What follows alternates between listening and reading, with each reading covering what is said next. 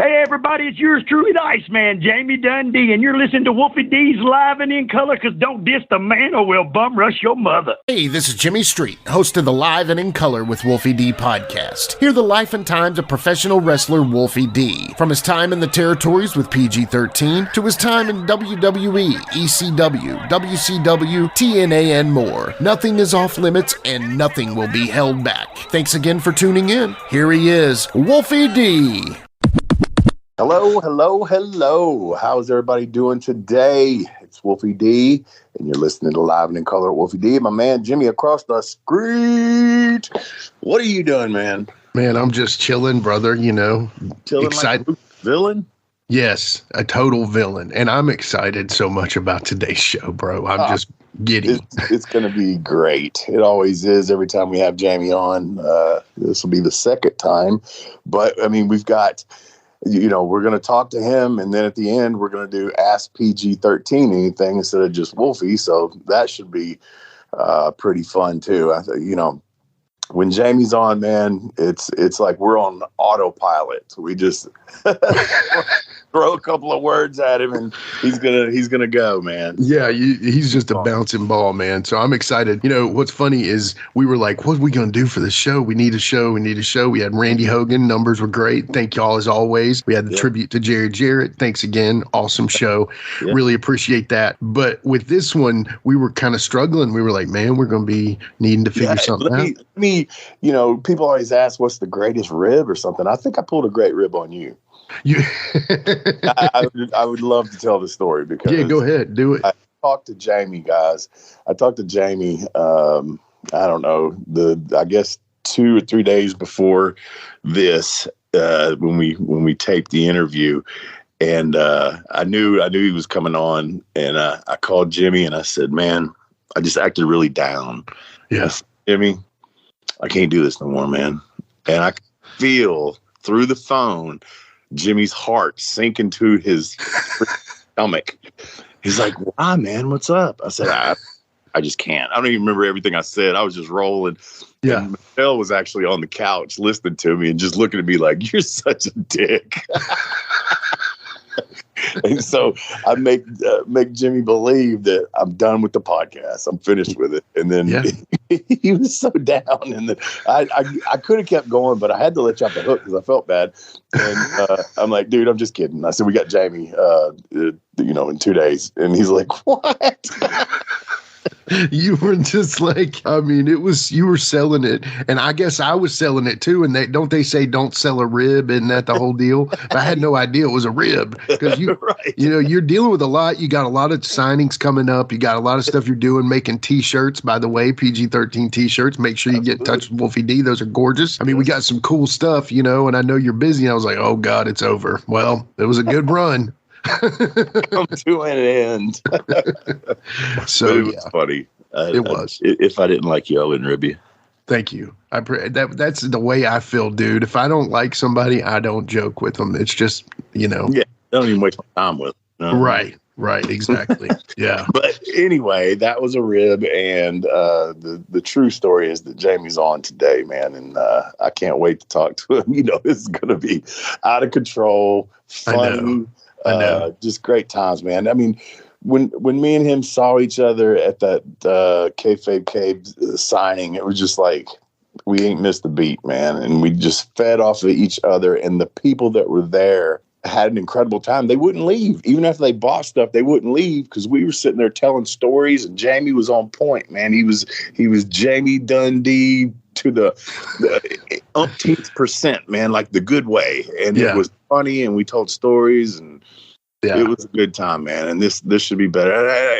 I love it that Jamie's so into this now, and I love it, man. I can't wait to get him on the phone. I know, man. Well, hey, yeah, we got big things planned. Big things are coming. There's even more Jamie stuff on down the line that we're going to work out too. But the good news is we got him back for the second time. So it took us 67 episodes to get your brother on the show, and then 20 more, and we got him again. So we're doing good now, man. I'm happy. Doing good.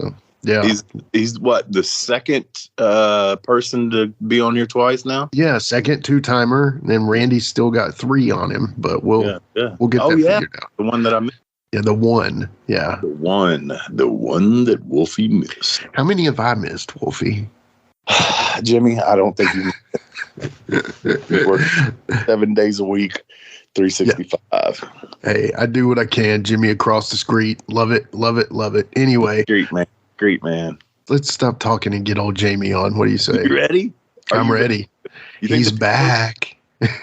Guess who's back? Back again. Dundee's back. Tell a friend.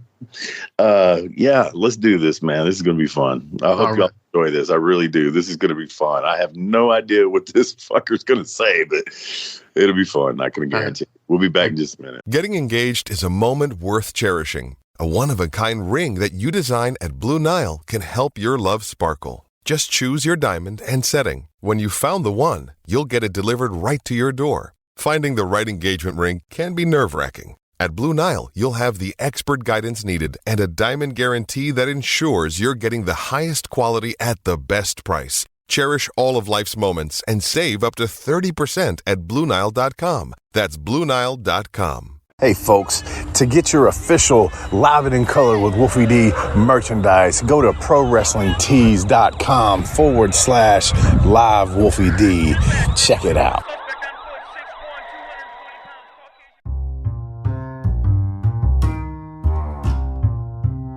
If you're listening to Live and in Color with Wolfie D on Apple Podcast and like what you're hearing, go ahead and leave a 5-star rating. And while you're at it, write a review.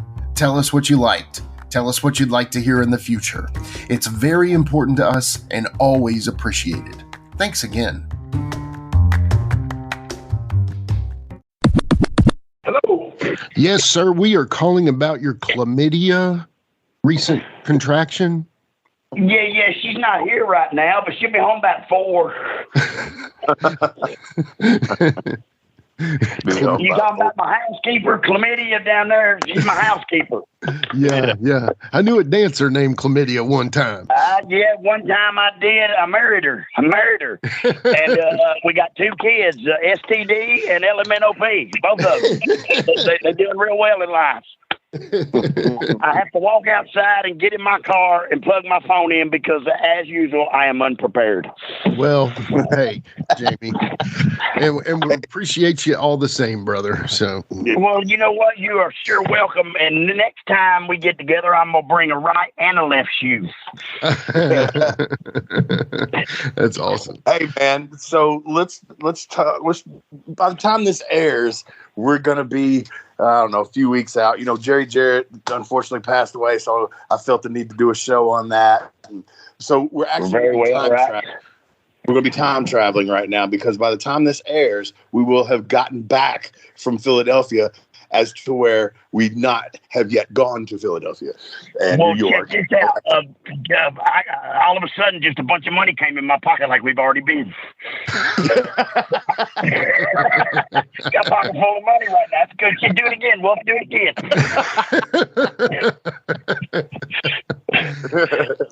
That's the best. But hey, listen, is this the one that I know showed last year? Is that where we're going this time when we time travel? Yeah. Not the exact same convention, but the same areas. So that'll be fun. Philadelphia is icons of wrestling. Philadelphia was never fun. You did Philadelphia? No, because I lived in New Jack and did lots of drugs, and it was just, I don't know if it wasn't fun. It was expensive. It was not fun. And I remember we were pumping fucking gas, and a brother runs up and busts the side window of my car out and tries to jump in and steal it, while me and Jack are fucking putting gas in on the other side of the car. Oh my God. Yeah, and I said, is this dude fucking for real, man? And he's like, looks like it. He's trying to get in the driver's seat. Punch him, Dundee. We just started punching the fuck out of him. And he jumped out the car and ran away, but I still had a busted window. Man. That's a good one. I ain't never heard that from you before. Yeah. Well, you didn't know that. That's when I lived up there with Jack, and we had lots of fun. Yeah. Hey, I was just thinking I was going to tell Jimmy at the Kayfabe Cave signing that we did. So I don't think I told you this, Jimmy, but this guy, and I'll let you jump in here in a minute, Jamie. This guy walks up to Jamie. Neither one of us really recognize him. I didn't. I know Jamie didn't. And it makes sense. So the fucking guy gives Jamie and me the encyclopedia to sign and blah, blah, blah. And Jamie's signing something else, asking him where he got it. And Jamie said, yeah, one time this guy sent me baseball cards and I liked them so much I kept them. And the guy goes, that was me. And the best part of it is his name is Peter Griffin, bro. Yeah. Oh my God. His name is Peter Griffin, man. He's fucking Stewie's dad. I've talked to him quite a bit. Really nice guy. And Jamie kept his fucking cards and stooged himself off right in front of the guy. Yeah, but listen to this. Not only did I keep it once, I kept it twice. I kept the first one and I sent him an email or something. And I said, look, brother, I've lost them cards. If you send 2 more, I'll sign them and get them back to you. So he sends 2 more and fucking I think I give them to one of my kids or something. And then I literally, this is no shit. And I'm sorry, everybody, because wrestling was not fake. It was fixed. And I got fucking brain damage and shit. No kidding. I have probably 30 to 50 self-addressed stamped envelopes laying on my desk with shit all in them that I'm supposed to sign for the last 12 years. Wow. And really, that's no shit. And here's the thing. I really, really want to sign it, but for some fucking reason, I just can't. I don't know why. I mean, that's no shit. I even had my buddy Donnie one time, just like 6 months ago. This dude sent me something in 2016, and I had Donnie, because it was in Madison, Tennessee, drive it back to the dude and knock on the door and give it to him. And it was like awesome. 5 or 6 years later. I don't even know if the dude probably moved. He probably wasn't even the right dude. The dude just went, hey, thanks. Shut the fucking door. But yeah, I can attest to this, him having these weird panic attacks about strange things. The guy, we sold our Cyberpunk mask to Todd Camp at the Kayfabe Cave, and he wanted us to put him on and take one last picture.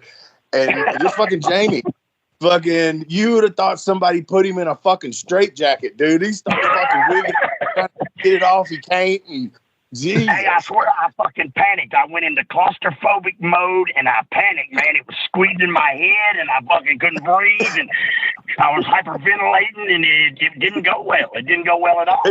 But I didn't know, but does the cranium grow? Does the head get fucking bigger as you get older? Sometimes. What'd you just call it? Did you say the cranium? The scientific big mankind fucking head's gonna be on the ground. That big head son of a bitch. I swear, when I put that mask on, it felt like fucking. I don't know. I flipped out, man. I really got claustrophobic and panicked like hell, man, and I flipped out. Wow. And it was not at work. It was high. I don't know what's wrong with me. But I honestly, and I know this is gonna sound crazy, but I have diagnosed myself, because I have a PhD with an LMNOP, that I have social anxiety. When I go around a bunch of people, I start to I can't breathe, and I don't know what that's about. Maybe because my whole entire life I was around nothing but thousands of people. I don't know, but I swear, man, it's crazy. I have diagnosed myself, because I have a doctor's degree in THC. I'm really good at it.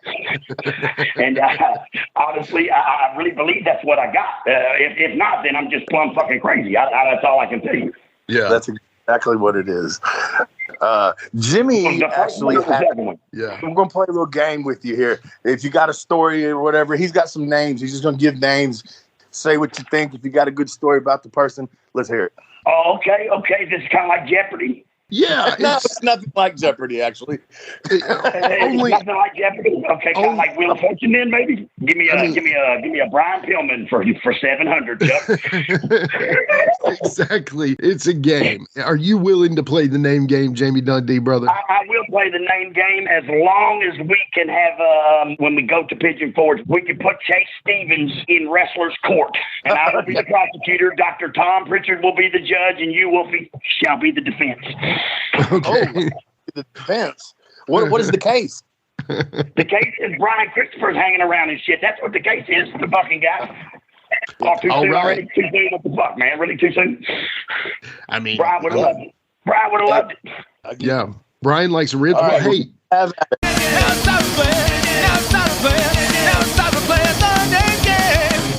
All right. Well, starting with the name game, then you said the name. Let's start it off with Brian Christopher. Give me a quick thought about him. Man, I don't know what happened to him in the end, man. Love him so much. I don't know what happened, man. The guy went from straight laced doing it all right to holy shit, he did it all wrong in the end. Yeah. I mean, really, man. I've never seen no one go from nothing straight to friggin' heroin. Who does that, man? I mean, there was no in between. No started off, do a little bump here and there and move your way up. Nothing. Just straight to the bang, zoom, wang. Here we go. I don't know what happened. I love him. I miss him a lot. As do a lot of people.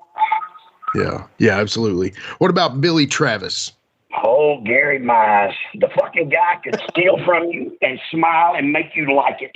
You can't get mad at Billy. For no fucking reason on the planet could you ever get mad at Billy. Because he sang like Marty Tales. He'd say, Marty Tales on, y'all watch Marty Tales. And he thought he was Boys to Men. He thought he could sing like hell. And the one thing I remember my whole entire life about Billy is he had a smelly dick. Okay. I mean, he would always pull the little fucking covered wagon back and the fucking God, poor Billy Gwash it, man. Fuck. I bet if we dug Billy up right now, his dick would stink. I swear to God it would. That's no shit. Okay, well then, how about Eric Embry? Man, Eric Embry, I just talked to him about, a few months back, man. He runs a pizza place right here in Kentucky, like down the road from me, like somewhere by Bowling Green or something. Okay. And he got him a pizza place going. I always loved Eric Embry. A lot of people didn't like Eric. I loved Eric. Eric was. I stayed in the Dallas Sportatorium when he lived there. When we would take the bus down and shit. I stayed a couple of times because I didn't have nowhere to be. So I just said, "Fuck it, I ain't riding the bus back. I'm gonna stay with you, Eric." And we just sit in the fucking Sportatorium and do whippets and just fucking do whatever else comes along. But I've always loved Eric Embry. A lot of people don't like him, but I've always loved him. Okay, that's a good one. What about the fabulous Jackie Fargo? Man, the greatest story I got on that is as I was reminded my whole entire life running around with Brian Christopher that the Dundees ruined the Lawlers' Christmas. In 1975, Jackie Fargo played Santa Claus, and I would never forget it. I ran up to him with the milk and cookies when he came in. He had the beard on and the outfit, and I ran up and I give him them milk and cookies, and he pulled that beard down. He said, "Pally, Santa wants whiskey, boy." And I ran back. I said, "Daddy, Santa wants whiskey."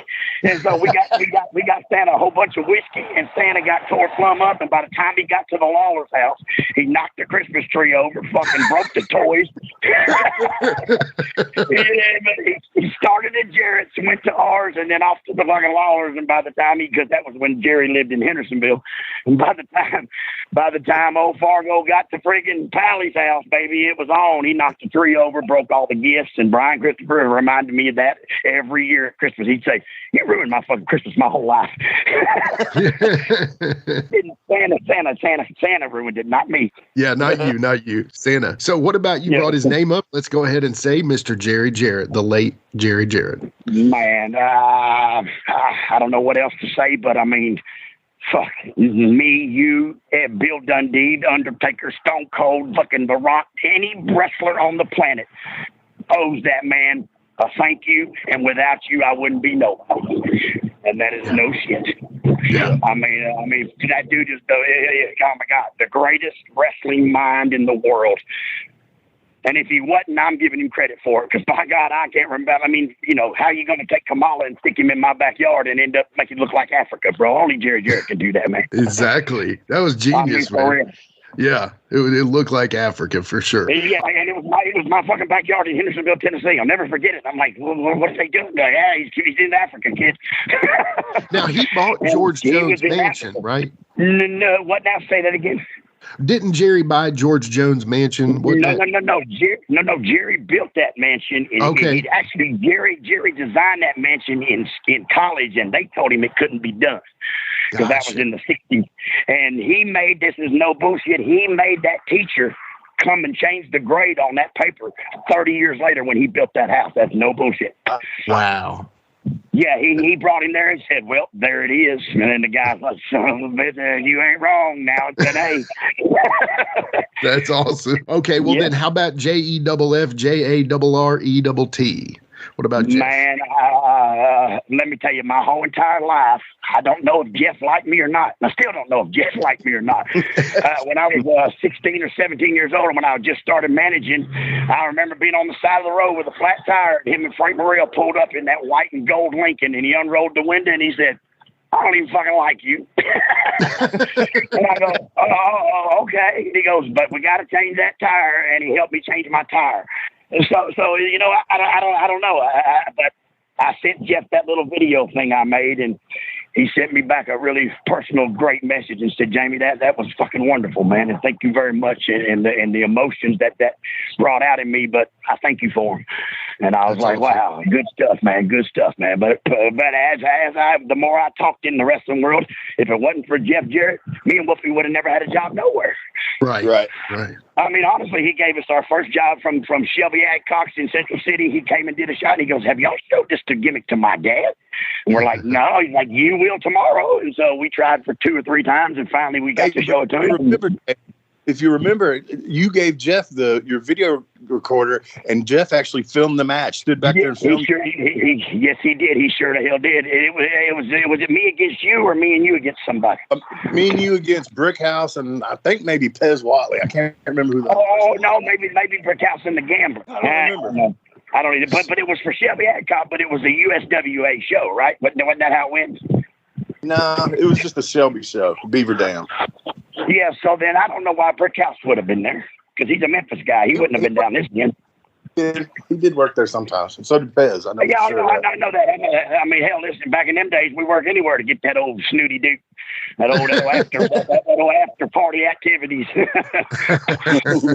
Well, one of the greatest names that I've got on this list, these are 2 awesome ones, Tracy Smothers. Man, known him. He say, Dundee, you alive? Dundee. He say, y'all think Dundee's crazy? Y'all ought to meet his sister. Oh, shit. Y'all ever meet Dundee? Oh, my God. Y'all think Dundee's sane? He said, I tell you, I've known him since he's 13 years old. Y'all, this ain't work. This ain't work. It's him 24/7. That's Dundee right there 24/7. When we did that movie, he told all them guys, said, shit. Robert Redford said, yeah. He said, he won't know if he can call Robert Bob. Who the hell wants to call Robert Bob? I was just talking about the last guy. If I could call him Bob. And he said, yeah, look, brother, he don't care. He don't care if we draw tonight. He said, who's the Mark, Dundee? Who's the Mark? They're out there in their boat. Me and you driving to Memphis. Who's the fucking Mark? Hey, and when you see a big house, it'd be like, look at brother. I bet he never took a back drive. Yeah. He said, who do you beat? Who the fuck you ever beat? Yeah.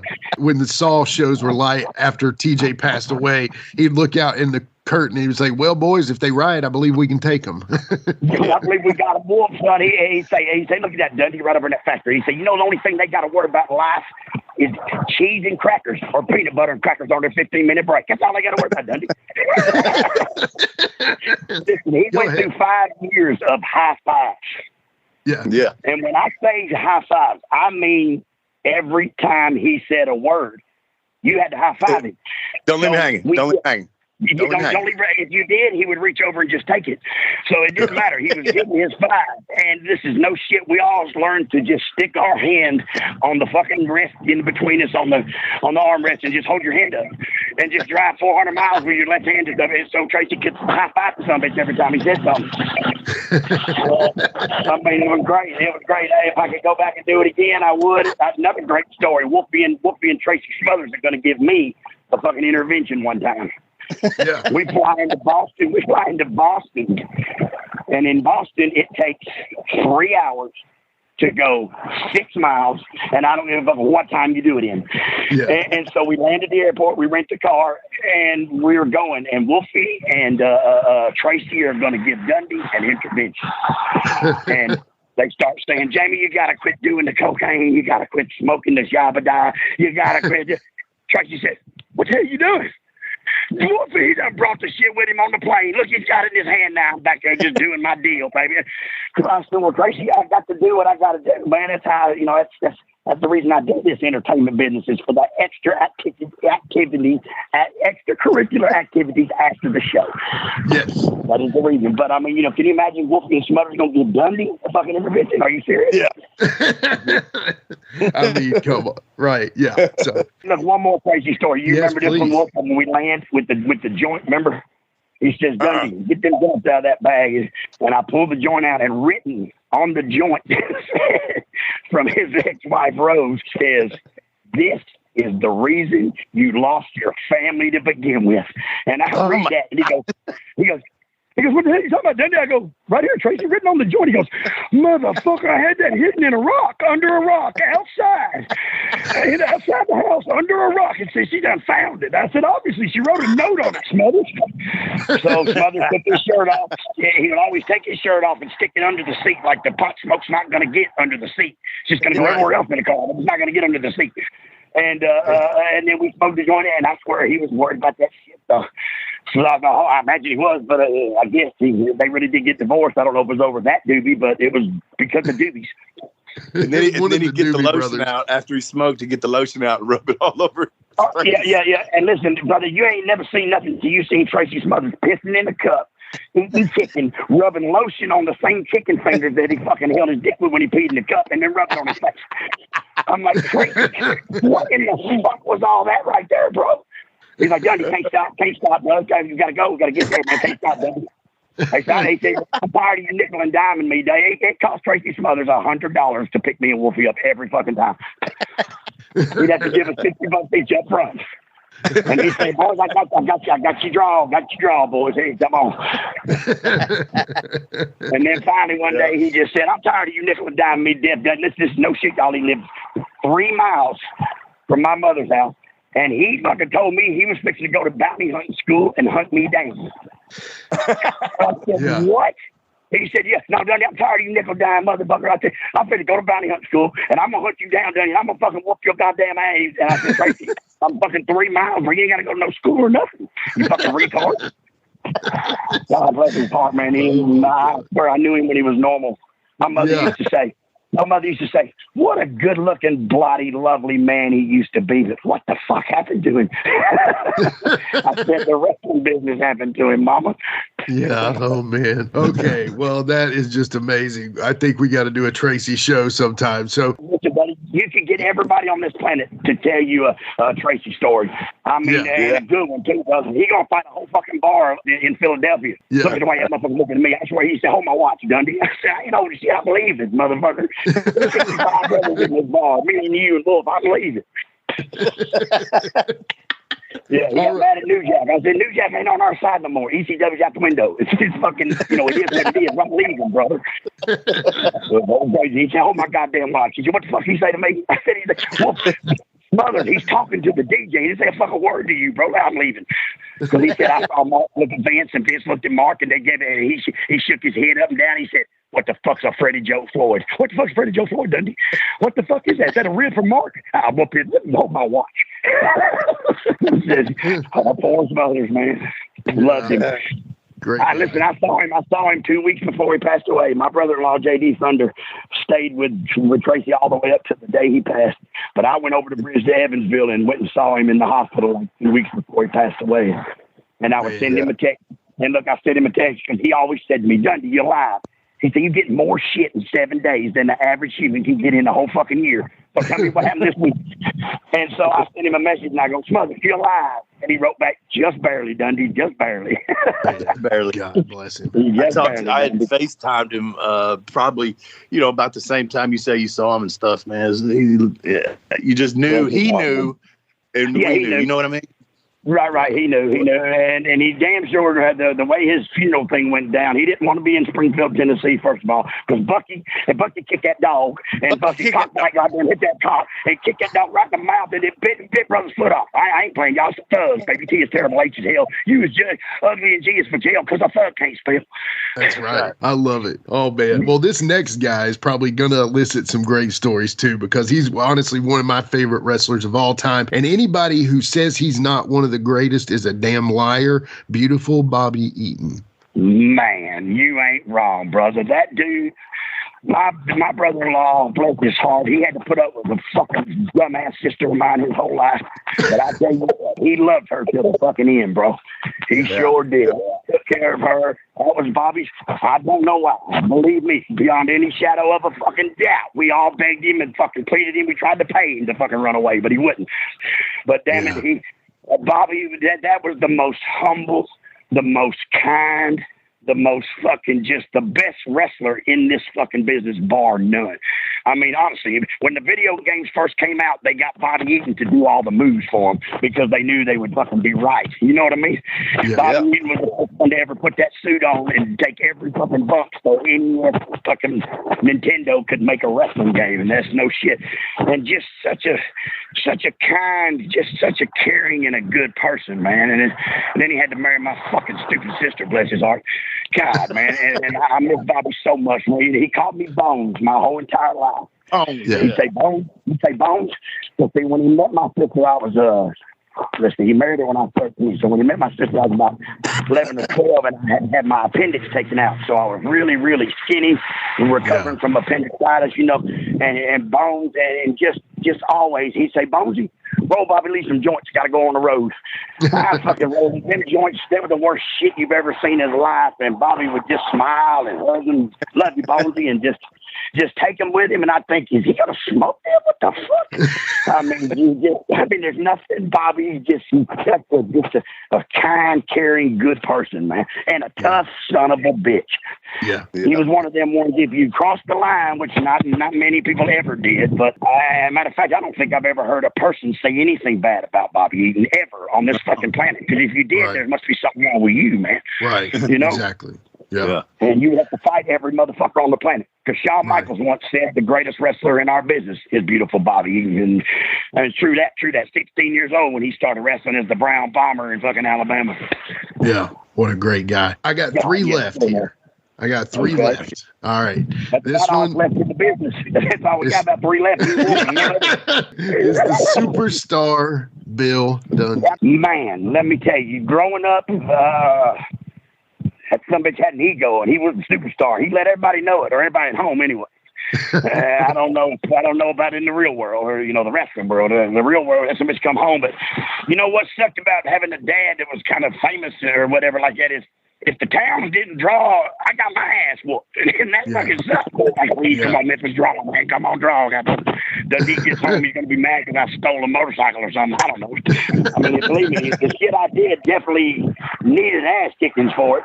But, I mean, it just seemed like every time I saw my pop, it was because he wouldn't let me go to no town. But because now that I'm 51 and I understand, and my mother has passed on, he had a girlfriend in every fucking town, which I don't blame him. He was a superstar. But I only ever got to go to the fairgrounds. Yeah. And that was on Saturday night. Every blue moon, he'd let me go to Evansville and put my little jumpsuit on, dress like him, and sell kisses to fat chicks for $1. That was me and his thing right there, That's a genius. So, I mean, really, I didn't have a chance. And I was 8 years old, fucking charging fat chicks $1 for a kiss. I mean, what was I going to grow up and be fucking mayor? Right. I mean, tell him about the time you stole his gimmick money, and you stole his gimmick money, and he came to the arcade. Oh, yeah. Well, actually, I stole a whole bag. That was when I stole $100 bills. I was already 16 then. But one time, listen to this, I'll never forget this, 1982. I was 13 years old or 14 years old, so it was 1984. It was Motley Crue opening up for Ozzy Osbourne Bark at the Moon Tour. Awesome.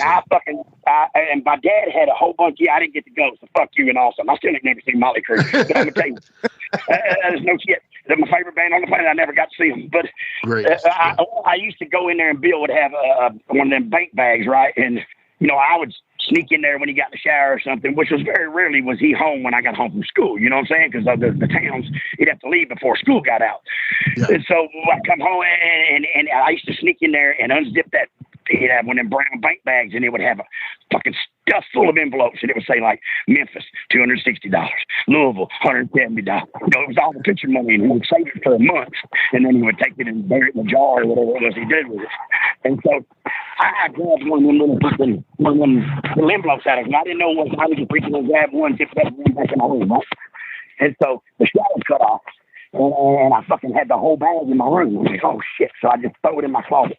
So the next day when I come home from school, old Bill's moping around and shit, and I said, my mom, what's wrong with Bill? She said, one of them goddamn wrestlers has stolen all of his picture money. And I thought, oh, fuck, it's in my closet. So this is what I do, the genius that I am. My best friend's name was Troy. We called him Sticky because everything he touched was in the fucking picture. So Sticky had an EP in it, empty pusher, stay home. So I said, Sticky, push that son of a bitch over here and I put $20 in. Let's go to the mall. So I went to the mall and I bought every motherfucking buddy of mine, about 10 or 12 dudes, everybody fucking tickets to Ozzy Osbourne, Bark at the Moose. I bought everybody T-shirts. I bought everybody those fucking plastic six-pack holding hats you put on with the one straw, you know, so you could drink 6 beers at one time. I bought everybody one of those. I bought cartons of cigarettes for everybody. I fucking spent that whole, it was about $8,000. And that was a lot of money in fucking 19. That's a lot of money now. That was really a lot of money then. And I spent the whole $8,000. And then I called my mom to come and pick me up at the mall. And I got fucking 4 huge bags full of fucking just nothing. Just shit you can't return. Right. So my mother says, where in the fuck did you get all this shit? And of course, I said, Sticky bought it. Well, first of all, Sticky ain't never had over $2 in his pocket, and he damn sure gave P&S. I mean, what the fuck's that take, right? Yeah. So she said, Sticky bought it, huh? I go, yeah, Sticky got his taxes. And I was fucking 14 and Sticky was 16 or something. So Sticky didn't have no damn taxes. So the next day, but of course, my dumb ass, I took all the little envelopes and threw them away, but I threw the brown fucking bank bag in my closet. So the next day when I come home from school, you had to come around my house, and we had a big fucking concrete, like rock staircase thing you go up, and it goes up into the swimming pool area, and then you go into the house. And just as my head peeks up over them stairs, fucking Bill's sitting at the table with that fucking bag on the table. I said, oh shit, I took off running, and of course he caught me and fired that old head up a few times. And this is what he did, man. He brought all of my buddies, every fucking one of them, and said, this is for you. This is for you. He gave them all the tickets, gave them all cartons of cigarettes, gave them all the fucking hats, the shirts, and he said, if any of y'all pick this motherfucker up and take him to the concert, I am going to beat the fuck out of you. And not one son of a bitch picked me up, bro. They're like, I'm sorry, bro. We believe him, man. I mean, fuck that. I'm sorry, bro. We didn't tell you the baddest shit. And so I never got to see it. I mean, really, they were like, yeah, fuck you. I'm not taking an ass kicking from Dundee, but appreciate it, Bill. And they all just went to the concert and fucking, I got an ass kicking, and everybody enjoyed the fucking wealth of it. So I figured out that's why I quit stealing. I stole 3 times in my life. One time was a fucking $1,500 diamond ring. I did it when I did it right. The other time was a $10,000 bag of money, and the other time was a Lincoln Continental that Dutch Mantell caught me driving, and I took that fucker back home, and he never told on me. So, and so my life was, it wasn't my fault. I mean, it really wasn't. When you sell kisses to fat chicks at 8 years old, you don't want to do nothing else. Right, exactly. I mean, okay. All right. The final 2 names are easy here. So number 1 is Live and in Color with Wolfie D. Kelly Warren Wolf. The guy, Airwolf. His name was Airwolf when I met him. He had his mama combed his hair over to the side, parted it over to the side, and he had a fucking little colorful jacket with some fringe on it, and he was Airwolf. And so me and Airwolf and Mitch Ryder, Claude Mitchell Bell, rest in peace, brother, and Brian Hopkins and fucking Tracy Johnson used to all jump in this fucking car of Mitch's and just go to any wrestling show we could wrestle at for fucking whatever, $8, $10, $12. That don't make a fuck. Hell, Gypsy Joe would give me a bump. He'd give me $5 in a bump, and I'd be there. Fuck, I'm there, brother.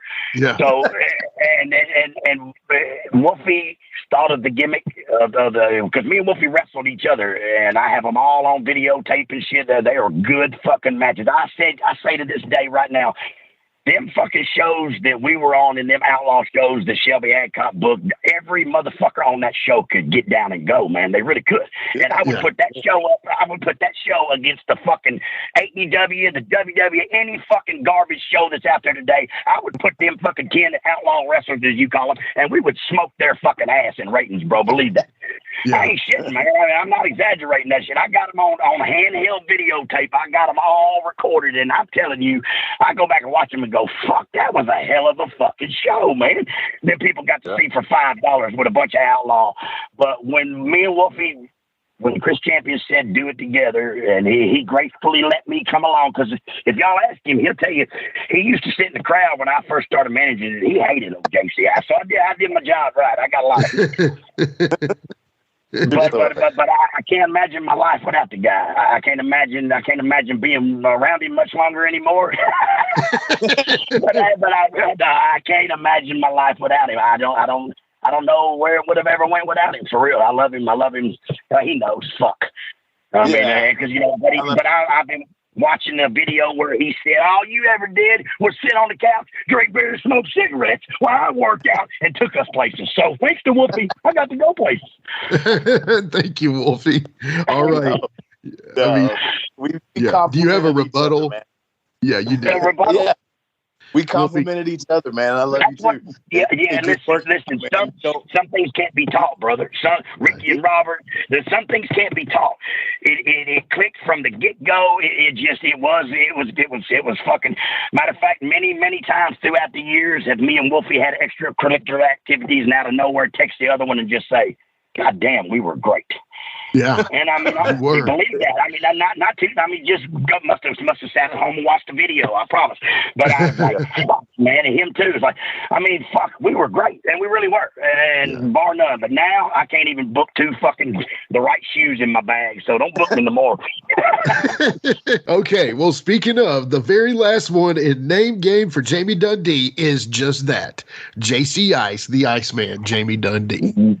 Fuck, brother, if it's up to me, we just keep that Iceman where he is. We keep him put away, because that dude is fucking, well, everybody knows that dude's crazy. That dude don't give a fuck. That dude sells kisses for $1 to fat chicks, and he don't care. And sometimes he'll give them free ones. If they're real big and ain't got $1, he don't mind. Goddamn, take one for the team, brother. But I mean, JCI definitely was. It was and he is. Like a lot of people say to my wife, "Man, what is it like living with this guy?" And my wife's like, "It's nothing like y'all see," because the wrestling business, the people. I guess it brings out the JCI in me, which is everybody has an alter ego. It's somewhere inside their little souls, and we just get to bring ours out every fucking night in a different town with fucking women and money and drugs and sex and rock and roll, and then one day it's all gone, and it's hard to let that person go. But if not, you end up dead in a fucking hotel room, or you know what I'm saying. So I finally came to it's over for me, and I'm glad it's over for me.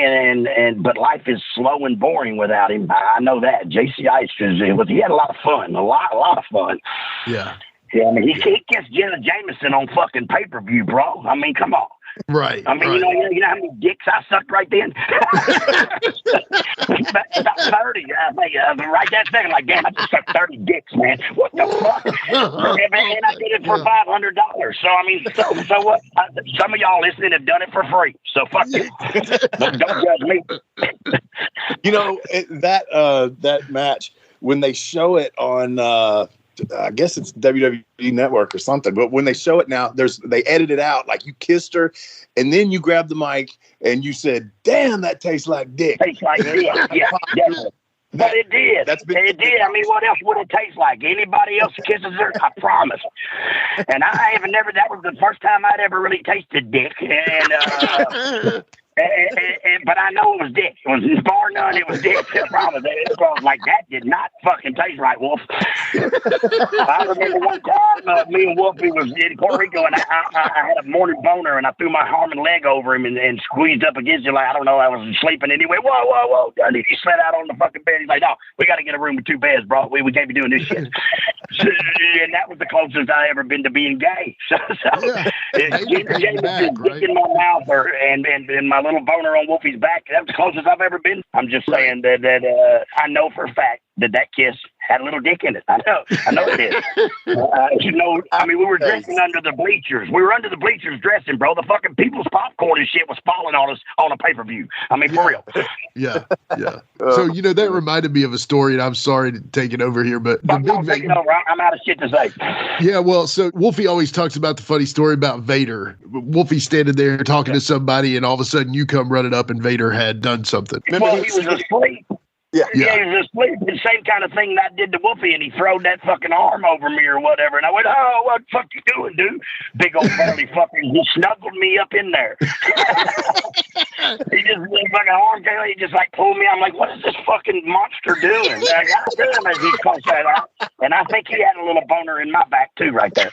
I really do believe that. I believe it. I believe I got a Vader boner. That's better than a Vader line, I guess. Yeah, it's a very good point. Yes. and I watched that the other day. I just saw a clip in where Wolfie told that Shamrock story, and 100%, I am the only motherfucker on this planet that could have got away with that. Right. Oh yeah. Right. Yeah. Right. Yeah. I mean, I'm passed out with an $850 cab bill, thanks to Brian Christopher and Tony fucking Williams and some fucking gaudy girl with 1,000 Xanaxes, 1,000 hits of ecstasy, and 1,000 fucking volumes. That's not my fault. But anyway, in Louisville on a Sunday, changed my fucking ticket, flew in the wrong town, got an $800 bill, and all that's my fault, right? Yeah, sure, okay. But anyway, naked in the fucking Denny's doing the fucking bulldog. Butt ass naked in the Denny's in Elizabethtown. That chick went and got the cooks and said, "Look at this motherfucker out here, y'all. I'm butt naked, fucking crawling around, my nuts through my legs like the fucking bulldog." Because Brian's like, "You won't do the bulldog." I said, "I will. I'll do the bulldog right here." And then the fucking police pull us over and they take the girl to jail. And the next thing I know, I'm fucking waking up and there's Ken Shamrock. and that, bless his heart. Old Kenny, if you're listening now, bro, you still don't want nothing. Definitely only me. We're going to take a quick break, and we're going to come back with Ask PG-13 Anything. We've had some of the fans send in some questions, and me and you were going to answer them. I haven't even read them, so I don't know. Here's the thing, Wolf. That last time I did one of them, it didn't turn out too well. That was that fucking one in Philadelphia where U-shoot, they call it, and fucking thing didn't end well, man. It didn't end well at all. Yeah, but how many beers did you drink in that, bro?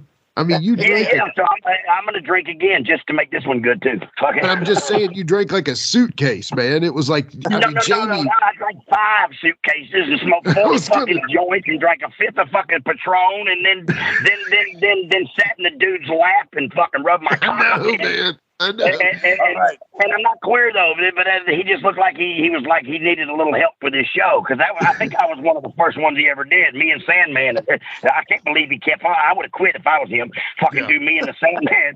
I'd be like, fuck that shit. I'm going fucking somewhere else. I'm going to talk to football players or something.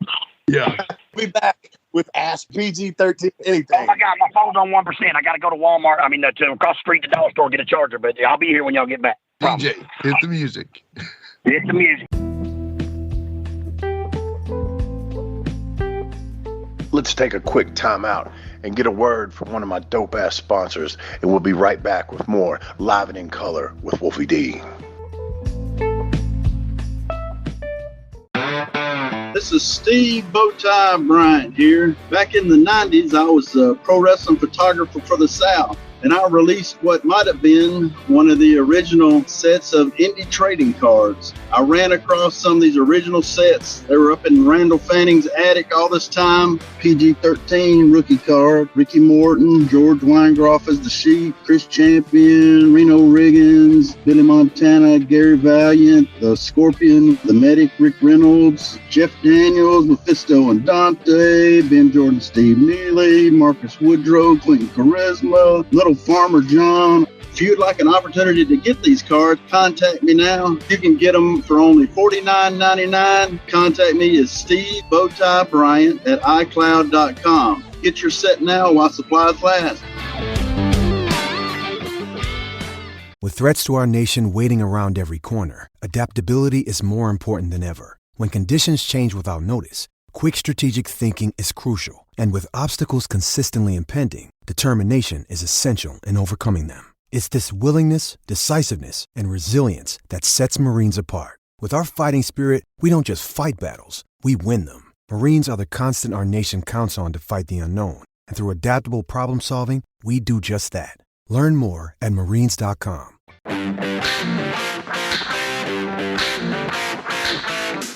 Hey folks, this is Wolfie D here, and if you are looking to buy or sell a home in Tennessee or Southern Kentucky, you're going to want to call my buddy, the rock star realtor, Benji Bowie. And you say, Wolfie, how do I get in touch with this rock star? Well, you can call him directly at 615-390-8216. You can go to his website, bowiehomes.com. That's B-U-I-E homes.com. Or you can email him at benbowie34@gmail.com. When you need a home, you need the Rockstar Realtor. Benji is a member of Exit Realty's Garden Gate team in Gallatin, Tennessee. Hey, it's Kaylee Cuoco for Priceline. Ready to go to your happy place for a happy price? Well, why didn't you say so? Just download the Priceline app right now and save up to 60% on hotels. So whether it's Cousin Kevin's Kazoo Concert in Kansas City, go Kevin, or Becky's Bachelorette Bash in Bermuda, you never have to miss a trip ever again. So download the Priceline app today. Your savings are waiting. Go to your happy place for a happy price. Go to your happy price, Priceline.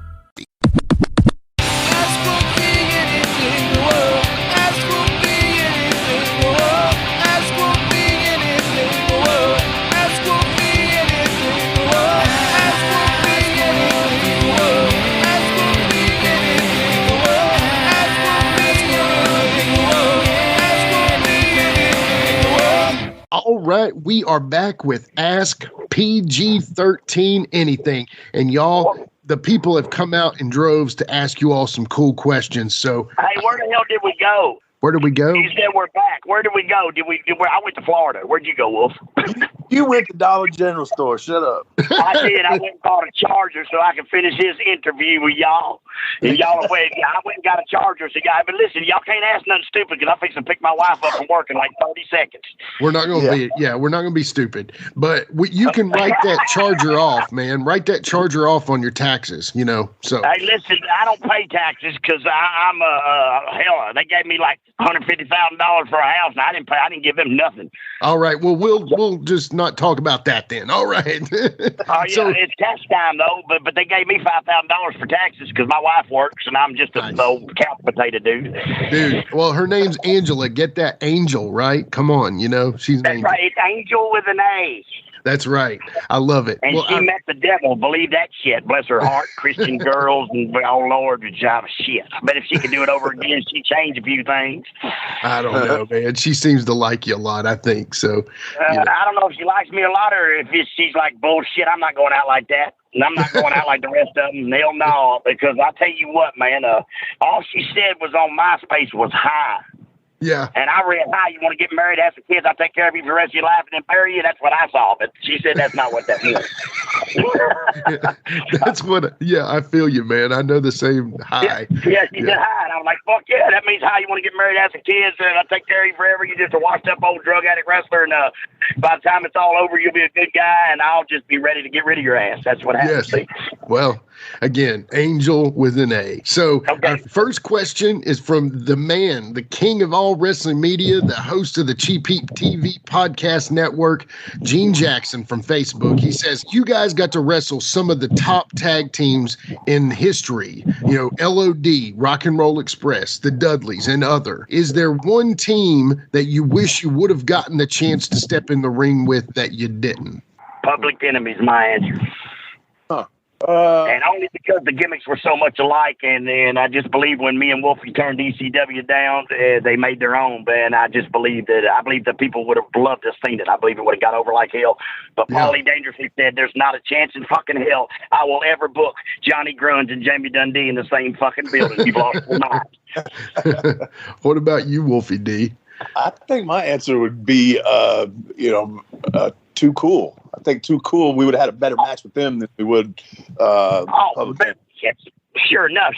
But Too Cool was just PG-13, just all grown up. Because, they even called their fucking finish the hip-hop drop. Come on, Brian. Yeah. We should have called our finish, the Lawler's Crown or something. Shit, I don't know what. And Brownie's like, I didn't steal y'all's gimmicks. And no, you didn't. Because you couldn't do it as good as us. Well, I would have liked to have seen y'all wrestle the Midnight Express. So. Oh, yeah. Hell yeah. Oh, my God. Shit. I don't know. Wolfie just said to me the other day, somebody called him and wanted us to wrestle the Rock and Roll Express. I said, if they lost their mind, we couldn't get down. I couldn't keep up with them in my prime when we were fucking 30, more or less now. And I mean, Jesus, Ricky and Robert can still go. And the Midnight Express, now the original, were you talking Stan and Bobby or Dennis and Bobby? I think Stan and Bobby, but Dennis and Bobby's fine too. I love them both, you know. Yeah, Dennis and Bobby would have been a hell of a more wrestler because Stan just fucking stood in the corner and just fixed his hair and shit, and then Bobby do all the work. So. But I mean, really, Dennis got down and did it. You know what I mean? And I mean, I like Stan. He was a fabulous one. I love him. You know? Yeah. That's awesome. Well, cool. I think that's it there. So the number 2 question is from a guy named Freshie Johnson. Yep, that's his real name, Freshie Johnson. What's his name? Freshie, like fresh with a Y. F-R-E. Wow, his brother's parents hated him. Might be a nickname, but we'll go with that. No, it's not. He's a real name. He's from Philadelphia. I know him. He used to be one of my dealers. You're real talking on this? No, I'm bullshit too, just like Freddie is. It makes good entertainment. What the hell, right? Does. I like it, Freddie. Yeah. But come on with it, baby. Well, Wolfie, he says he loves the show, and he's really found out a long time about y'all. He said he got into PG about 2 years ago from WWF, ECW, and WCW. It shows how strong your gimmicks were without watching the Memphis stuff. He was a fan without even watching the Memphis stuff. So his first question is, are there any PG stories from New York or Buffalo, New York, or any in the West New York area or anything like that? Y'all have any good stories from New York? Wolfie might. I have none. My wife's in the car. My wife's and my child is in the car. So, Freshie, my phone number 270-844-2436. You call me, Freshie, and I'll tell you the hell of a story. But the wife and the child are in the car. So. Reggie, I don't remember much about New York. They didn't keep us around long in New York because I guess I was a redneck and they said we didn't fit in. Yeah. What about you? I can't think of like a specific city like that, any kind of story. I'm sure something happened because we've been to both of them a number of times. Yeah, something happened. I just watched us on Shotgun Saturday Night just yesterday, where we went to the ring in that bar, whatever the hell that bar was called. All-Star Cafe. All-Star Cafe. That's it, in Madison Square Garden, right there in downtown New York. You could watch yourself on the Big Tron. But I really don't remember much about partying there because we got in and got out. Because, see, when we did the Monday Night Raws, we had to fly right back in to do Louisville on Tuesday. Right. So we really didn't, we didn't get to really do most of the stuff. Or I didn't. Wolfie probably did. I went to my room, read the Bible, and had a nap. Yes, went on the table. I believe it. I think it's great too. You did good job, Jamie. So his second quick question is, explain to him the hip hop drop. Well, the hip hop drop, what I thought it was. The hip hop drop originally was where I would hold him up like in a almost like a bear hug position, and then Jamie would come off the top with the hubcap to the back of the head. Yeah, that's right. Flat. Right, but not the too cool hip hop drop at all. No, that was no. But they just stole the name because it was a cool ass name. And I mean, what was Brian going to call it? The Brian leg droppers? Scotty. I don't know. The worm was the greatest shit they had. Yeah, that was great. That was over like hell with me. We didn't really use that finish for that long. We only used that finish kind of at the beginning until we developed that tilt-a-whirl where I would spin Jamie around and he'd splash him. Yeah, that's a great. You saw us trying to do that the first few times. Holy shit, man. That was great. I was at least 6 inches off the ground when he spun me around. He's like, Dundee, man, you gotta fucking run, bro. You were like picking up fucking iron, man. How much do you weigh? 165 pounds? And I can't pick you up because it was just dead weight, brother. Yeah. Well, I love that move. I think that was a great move, and I definitely think y'all need to look out there. I'm surprised that nobody has used that move. Right. Well, Wolfie kind of invented that at Jerry Jarrett's farm, on the ring when me and Wolfie was up there inventing moves to use against Al Brown and Sonny Rogers. Yeah. And we went to Jarrett's farm at the wrestling school, and Wolfie's like, here, man, we're going to do this right. And so Wolfie had a great mind for inventing things like that. Like, when he put the guy on the top rope and jump off the top rope and just drive their head in the fucking mat and shit. That was great. Yeah. So explain now. Wolfie's kind of said this before that he told Brian. Have you ever touched up with Brian and said, "Hey, Brian, that was our gimmick, brother"? Or did Wolfie's always been like he knew, that it was y'all? Oh no, I mean it was kind of like. Of course, I would say, Jesus Christ, Brian, is there anything else you lawlers can steal from us, Dundee? You steal the gates, you fucking steal it. I ruined one Christmas, and for the rest of my fucking life, I gotta fucking pay. So I was, but because me and Brian rode together everywhere because I lived in Arkansas and Memphis, and then Brian, of course, lived in Memphis, and so we rode everywhere. Memphis to Louisville, Memphis to everywhere we went. Because we were the Memphis clique. There was different cliques. Wolfie was part of the Nashville clique with the bosses, with the Randy Hales and the Jest and the Frank Morellas and me and Brian and Spellbinder and the Road Dog Jesse. We was up at Memphis boys there, see. So we would always ride together. And back then, poor old Brian, I don't guess he had much fun because he didn't do nothing. Yeah. We all partied like hell on a 7-hour drive to Louisville. Old Brian would just drive at 120 miles an hour everywhere we went. Yeah. So that's actually a question coming up. So I'm going to go ahead and ask it. At the Cause Effect on Instagram, he's a listener all the time, loves the show. So he said Jamie's favorite guys to ride with. So that's the guys you're talking about right there, Spellbinder. Yeah, well, sometimes it wasn't whether it was a favorite person to ride with. It was just the fucking guy that lived near you so you didn't have to drive by yourself. Right, I mean, honestly, but Brian and them was my clique, But then once I found cocaine and crack, I rode by myself because I wasn't going to share that shit. And then I was paranoid everywhere I went, and I just wasn't going to have it. Right. So I rode everywhere by myself, me and my buddy Crack. He sat in the front right seat. See, my wife and kid got out of the car now, so that's why I went back to JCI's. But, many times in my life, just me and old Crack riding up and down the highways. And I remember the road dog saying one time, Jesus Christ, Jamie, fuck, man, you're spitting in the floor. I said, it's my fucking floor. But I mean, I loved riding because, you definitely have to like the person you ride with for sure, especially when you, and, as a tag team, you got to separate sometimes because 24/7, 7 days a week, 365 days a year, about 6 years in, you don't like that motherfucker no more. Right. It is what it is. It's human nature. You can't be with somebody 24/7, Right. And literally for 5 years, 6 years straight, never ever was we not together. Right. Well, that's it. So Joshua Ash asks. He actually say that again. Joshua Ash asks. Say that. That's pretty hard. Joshua Ash asked. That's your good point there. So he asked, ever think of doing a tag team seminar? He would love to know if you do. Sure. So I've heard of singles, but go ahead. If somebody wants to book it, see, that's the thing, man. People, I do see this on social media a lot. They're like, hey, why don't y'all come to so-and-so? Why don't y'all come to so-and-so? Hey, get with your local promoter and tell them to bring us there. I mean, And here's the other thing. I will show up. I didn't know anybody gave a fuck last year. I will show up. I just thought nobody would care if I didn't show up because I was in the mountains. Was my house that dirty? I cleaned my daughter's house because she let me come over and do laundry waiting on them to get off work, and she just come out and said, it was my house that dirty for you that you just have to clean it? But no, I just thought that's what you do for your child. Yeah, it was nice. Yeah, I did all her dishes while she was at work. I did the laundry and fuck, but I mean, why not, right? I mean, that's my child. I love her. I used to have a Chris Candido asked. I used to have a babysitting place. I used Dundee babysitting. I used to babysit this old hooker's 2 kids one time, and they still no bullshit. They still talk to me to this day. Wow.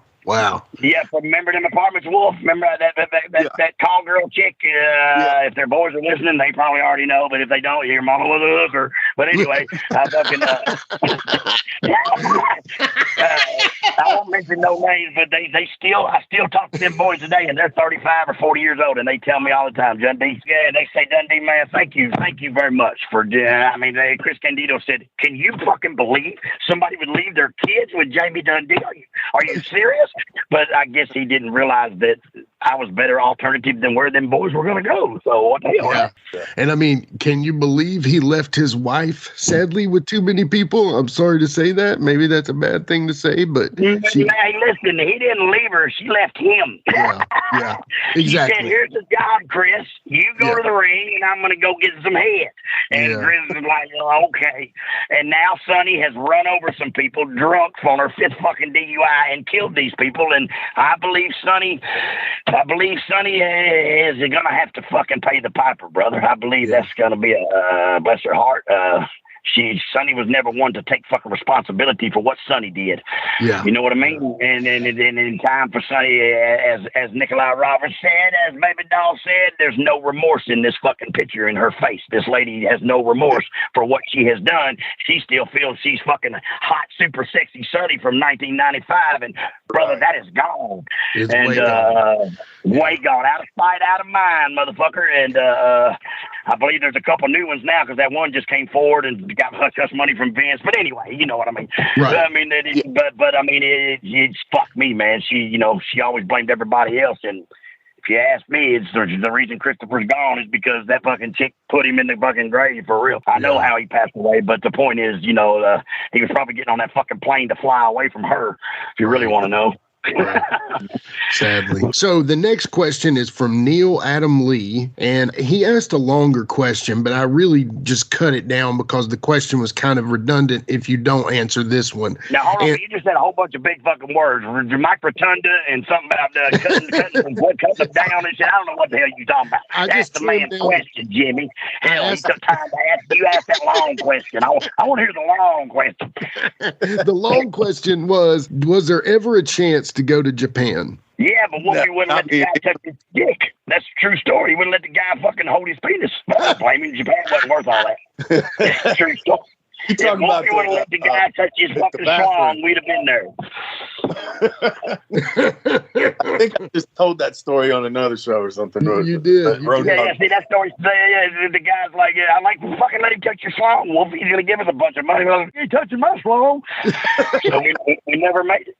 Yeah, well, so that was the Japan story. He was asking if you all had been to Japan, tell your favorite stories of Japan, and I just said, well, if you haven't been there, why tell the story? You know what I mean? Right. So, and we can't tell you one because Wolfie never fucking crossed the line. He said, I'll do a lot of things for the team, but not touch my penis. Whatever the guy, Dennis, what was his name? No, I think he's dead. He's dead now. He's dead, so it don't matter. It don't matter, but... yeah, you could probably, I mean, if they want to hear a Japan story, I'm sure you could come up with something. Exactly. I got some. Listen, this is no bullshit. I know if you go to Japan, they get girls to wash you. They wash your unders and stuff. Yeah. I know they're called geishas. Yeah. Yeah, but that's all I know. And then they got every coat machine's got liquor in it. And Doug Gilbert said when you answer the phone, you go like this, mushy mushy. Mushy mushy. That's all I know about Japan. I love it. Too bad Billy Travis never made it over there, right? They could have washed him. But... Yeah. Oh, my God. There would have been like a whole bunch of little Japs holding their nose like, the fucking stinking dick, brother. Oh, yeah, horrible, man. I ain't shitting, bro. That thing, it was God. The covered wagon would peel back and fucking the smell, brother. I'm like, fuck. Oh, Billy. But Billy could steal from you. Literally, Billy told everybody in the WWF when he was there that his mama passed away, and Andre and all of them collected a whole bunch of money and gave it to Billy so he could go smoke crack, and nobody had even passed away and shit. And nobody was mad at Billy because you just couldn't get mad at fucking Billy Travis. Because, I mean, he just from up there in Eastern Kentucky, up there in the hollers where Ewan's is at. And he just, guy, you just had to like Billy, man. Steal from you, smile, and you smile back and just fucking say, oh, goddamn, Billy, come on back tomorrow and steal again. I swear, man. I love it. All right. Well, the next question is from Keith P. Miller on Facebook. And he says, Jamie, how's your father? Yeah. He says, why did you only get a chance to wrestle on mostly WCW Saturday nights and worldwide? He figured they gave you Frog to work angles with 3 count and Young Dragons. What do y'all think about that? Well, I think because of the split and Russo and like kind of I guess back like in the 70s with the Jarretts, if you took the wrong split, you would stay with Nick. You didn't have a job. So I think we went with Russo and Jeff, and it didn't work out for us. Yeah. Yeah. I mean, obviously, we went in there with Jeff and Russo and all them, and if that would have worked, we'd have been the Candy Kids, brother. Believe that. Dude, we had such good matches on those shows. The only answer to me for that is that they just didn't think we were, main roster caliber. When in fact, Jamie, you remember the finish we did with the Dragons with the triple sunset flip thing and all that? And we come back hurt. Everybody was giving us a standing ovation. Arn, Diamond Dallas, all of them, man, was sitting there clapping. I was like, coming from Memphis, Jamie will tell you, nobody puts your matches over. They'll bury it, but they won't put it over. So we come walking through the curtain, standing ovation. What the fuck is wrong with these motherfuckers? I thought, what the fuck is Sonny doing something good? I was like, shit, but yeah, it was us. I'm like, fuck, they talking about us? But I mean, really. True that. It was just one of them Russo out, whatever the other dude's name is, was his name. Yeah, that's him. He killed WCW. What's his name? Bischoff. Yeah, that's him. Jack off. Yeah, that's him. That's his name. I forgot. Y'all did have some great matches, though. I think it could have worked out. But anyway, I'd see y'all on AEW right now as far as that goes, So yeah, speaking of AEW, I got a question. How does Cody Rhodes open a company to run against Vince and then go work for Vince? How the fuck did that happen? Well, he brought his level up, That's basically it. He did what?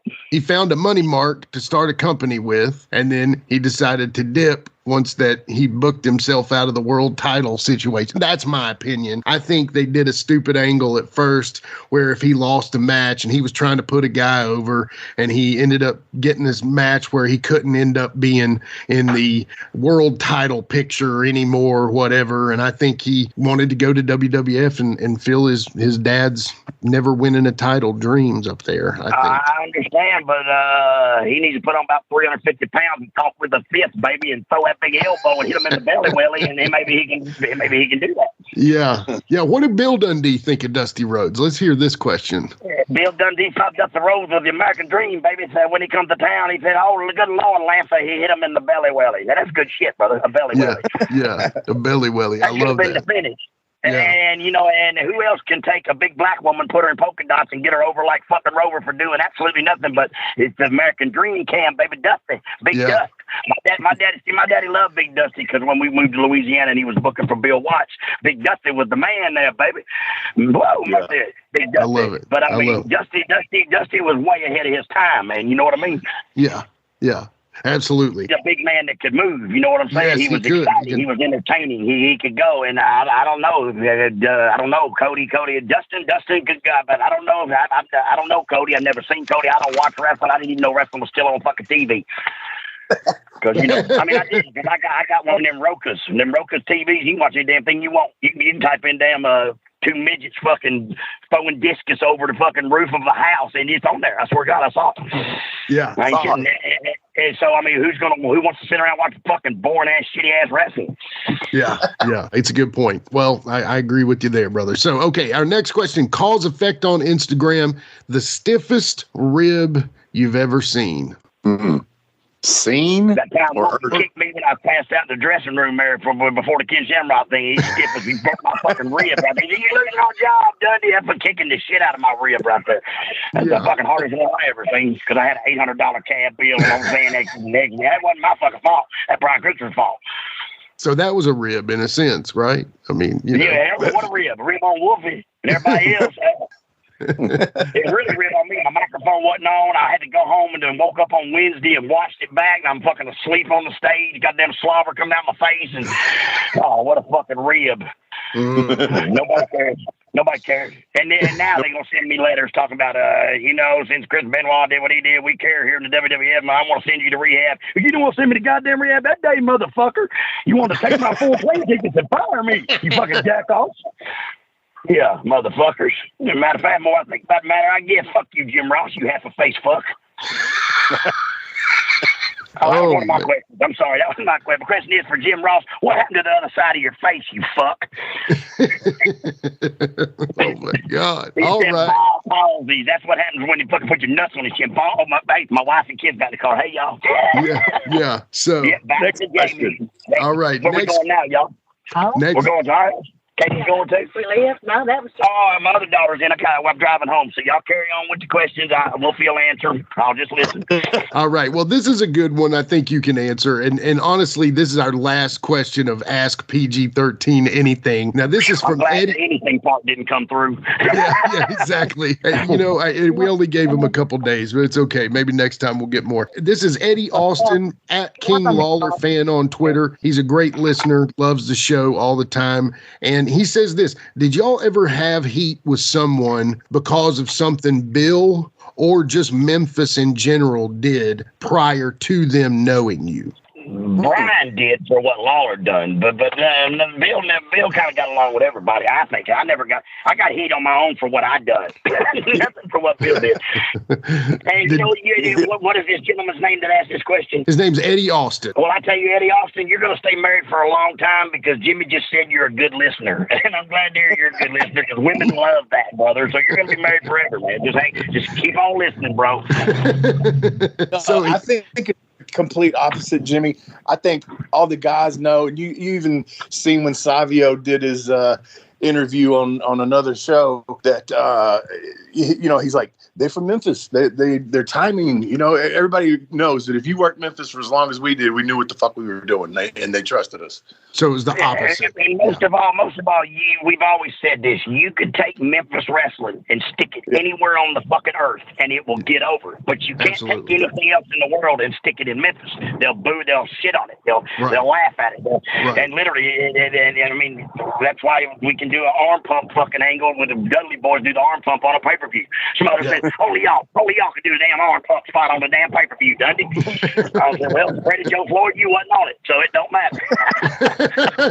Memphis wrestling, that's what they told us in Mexico and everything. They said, we didn't hire y'all to be Mexican. We hired you to be you. Do what you do. And Mexico had never seen no shit like that. They never seen no act like monkeys and just stop in the middle of a spot and just dance and they never saw that. Honestly, I don't believe they ever saw no shit like us. They loved it. It got over like Rover because the guy said, if I wanted Mexicans, I'd have hired Mexicans. I hired y'all to do what you do and do what you do. Right. And so I mean, never in Mexico history, because it's all 3-on-3, good heel referee, bad. Never had they seen nobody stop and dance and do the hip hop, do the booty bump, and just, I mean, they never seen no shit like it. And so it got over like hell because we all know something new is really exciting. And after you're trained for years and years and years of seeing the same shit, you go, wow, these two little skinny dudes are something else, man. Yeah, absolutely. And everybody had tights on and mask on, and we had pair of shorts on and boxer shorts and tennis shoes. They never seen no shit like that, for real. Right. Yeah. And the other thing was, and I'll never forget the guy that used to drive us around, Arturo. Arturo. He after he watched us for the first time, he said, "Amigos, your face, you look like you want to kill." And so back to what I said about the mask, we didn't have masks and facial expressions, and we had 1994. There wasn't very many guys that didn't wear masks down there. Right. Yeah, I think Conan and Vampiro were the only two I can think of. Yeah. Yeah. I mean, very, everybody else was masked up because, I mean, that was the big deal in Mexico. To lose the mask, you build it up for the mask to make the big money, But and they never saw comedy. They've never seen comedy wrestling. They never saw it. And when they all started laughing, they're like, fuck, we're laughing. Because, most of the Mexicans are, woo, ah, ooh, a bunch of whistles. They whistle. There's some whistling son bitches, let me tell you.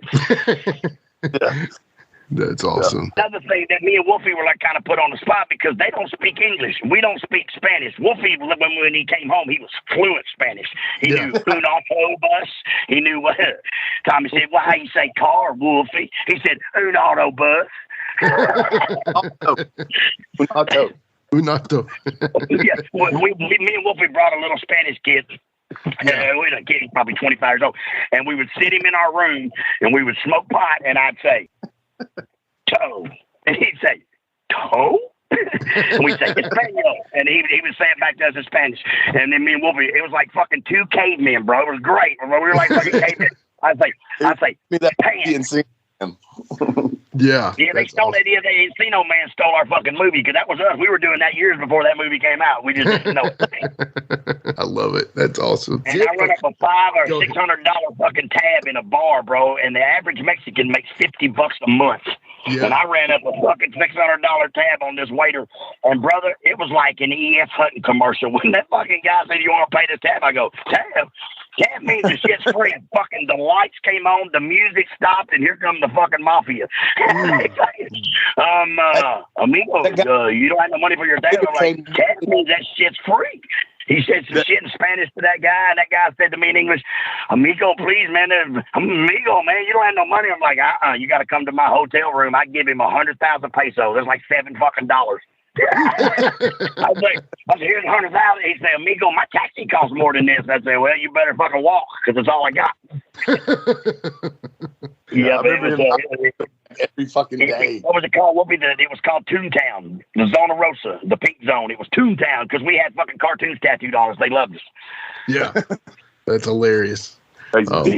All right. Well, that is it for Ask PG-13 Anything. And that is it for the show, Wolfie D. Won't you take us out, brother? Thank you, Jamie, for showing up. You're welcome, gentlemen. And Wolf, I'm excited to see you this week coming up because by the time they hear this, we've already going to do it. So since we've already done it, you owe me $50 on that fucking picture, bro. I would just say like that just because, you know. And hey, just to remind everybody, the next thing coming up for us is going to be the Squared Circle Expo, April 8th and 9th. And then in May, we're going to be at Heroes and Legends in Pigeon Forge, Tennessee on May the 13th. Indianapolis in April, right? 7th and 8th in Indy. Right. I'm going to call Peyton and Eli Manning and let them come on over and let them chill with us for a minute. Yeah. You know, tell them what's up, man. That's cool. Yeah, because they ain't doing nothing but commercials now. I mean, they're commercial dudes now. Yeah, exactly. Yeah. But thank you, Jamie. Thank you, everybody, for listening. And, dude, I will see you soon. Everybody, tune in next week for Live and in Color with Wolfie D. Thank you, guys. Your mother, huh? Jamie. All right, boys. Love you. Be safe. Thank you, buddy. You're the best. See you, buddy.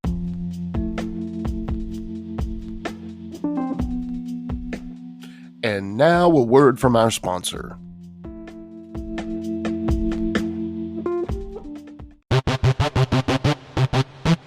Ladies and gentlemen, welcome to Give Me Back My Pro Wrestling, the podcast that's based on the old school but can still help you find the good stuff from today.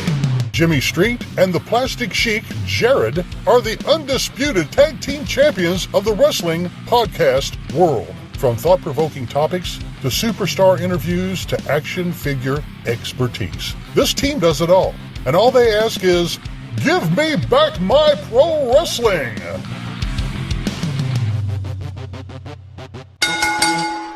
Every other Thursday, wherever you listen to podcasts. If you're a pro wrestling fan, there's something for everyone at the Cheap Heat TV Podcast Network.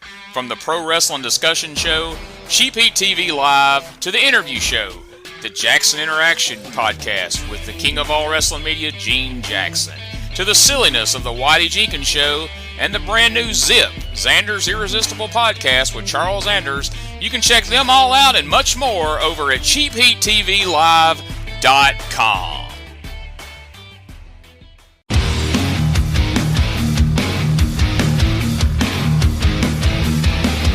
Hey everyone, this is Shane from Insane Shane's World. I release wrestling figures of enhancement talent, mid-card wrestlers, and wrestlers that you never thought would have a figure available. So if you're interested in adding a really cool and rare figure to your collection, then don't hesitate to contact me at shamtheman73@gmail.com. That's SHAMtheman73@gmail.com. You can also join my Facebook group. Just search Insane Shane's World.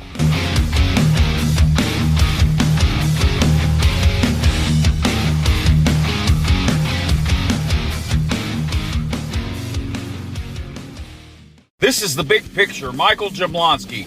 Don't forget to tune in every week to Jablonski's Pissed Off on the Give Me Back My Pro Wrestling YouTube channel. The thoughts wrong in this sport.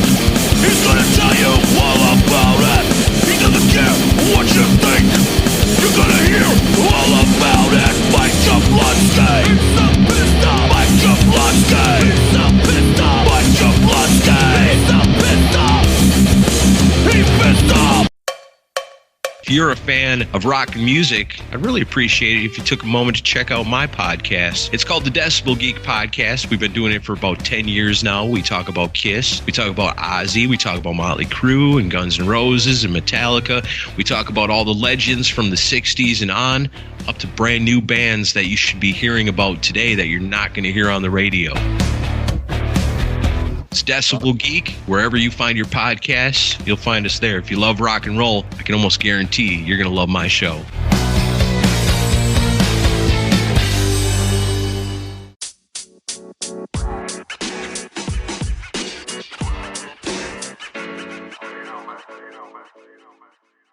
So that was another great episode. Hey, Wolfie, tell them where they can find you on social media. Jimmy, they can find me in the club, bottle full of bub. I'm just kidding. They can find me on Facebook. My personal page is Warren Wolf, WOLFE. I'm on Instagram at WarrenWolf13. You can always find us on Facebook, Twitter, Instagram, and YouTube at Live Wolfie D. Here's the thing. Wolfie always has offers for his autographed photos. He has a selection of some awesome photos from throughout his career that he will autograph and personalize any way that you want him to. Just contact him either directly at his personal Facebook page or through any one of our other pages, and we'll make sure you get in contact directly with Wolfie. Get those photos, right, Wolfie? Yeah, I've got some good stuff on there, to help with the podcast. Folks, if you can't get out to a show to meet Wolfie D, there's nothing like that, especially for the fans of PG-13 and Wolfie D. And before we go, you can always find me, your host, Jimmy Street, at James Rock Street on Twitter, Instagram, and YouTube. And hey, Jimmy, before we go real quick, I just want to add in there, from the bottom of my heart, I really appreciate, first of all, the work you've done for this podcast. You have worked your butt off. Secondly, the people that are liking the page. Beyond that, even more, is the people that are listening, and we really appreciate that. Yeah, and remember, guys, the podcast drops a new episode every Monday at noon, and our past episodes are streaming now on demand on all major podcast formats. Thanks again. I got a cap for your dome. He got a cap for your dome. I got a cap for your dome. He got a cap for your dome. He got a cap for your dome. And here we go. The original white boy that came out sagging, not bragging, don't be hating, cause I'm spitting the truth. Still livin' in color, from rush your mother, utilize a hubcap, unlike any other. Back in the day, I was N-O-D, and I was P to the G, plus the 1 and the 3. In case you forgot, they call me Wolfie D. Been cloned and copied so many times, tired of suckers taking credit for what is mine. You know who you are without me name dropping. Wrestling's first white boy coming out hip-hop. Been doing it like this since 92. Laid low for a while and you thought I was through. Listen real close to these rhymes that I've injected. This shit's so sick it makes your ears get infected. Mad skills, no faking, there is no one great. Cause I'm bringing more folks than Obi-Wan or Vader. Not here to play games, so you better beware. You don't like me, so what? I really don't care. Like time I keep ticking and I can't be stopped. You sucker step to the side unless you wanna get dropped. When I finish, I'll straight knock you out. Please allow me to tell you what it's all about. I'm gonna wind it up, then I'm driving it home. It's Wolfie D, baby. I got a cap for your dome. I got a cap for your dome. We got a cap for your dome. We got a cap for your dome. This has been a James Rock Street production.